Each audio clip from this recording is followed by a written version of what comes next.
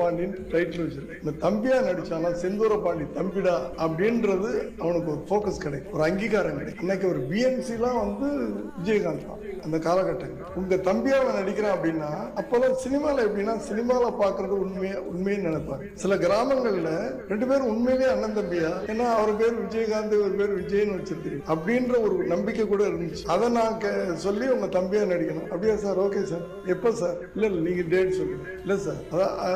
அவர் விஷயத்துல இத்தனை படம் பண்ணியிருக்கனே தவிர ஒரு படத்துக்கு கூட அவர் மேனேஜர்கிட்ட போய் இப்ராஹிம்கிட்டையோ இல்ல சுத்தீஷ்டையோ போய் நான் டேட் கேட்டேன். உங்க டேட் என்னன்னு சொல்லுங்க, நான் சொல்லிடுறேன், அவங்க அட்ஜஸ்ட் பண்ணுங்க. அப்படி வீட்டுக்கு வந்தாரு. எத்தனை நாள் சார் வேணும்? நான் ஒரு 10 நாள்.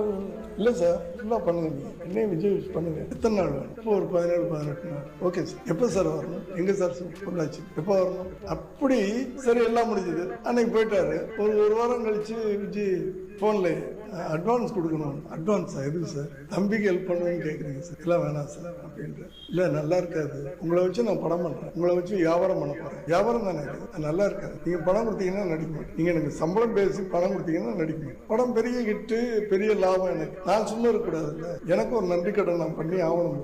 அவர் வீட்டுக்கு பக்கத்தில், இன்னைக்கும் வீட்டுக்கு பக்கத்தில் பிளே கிரவுண்டாக வச்சிருக்கேன்.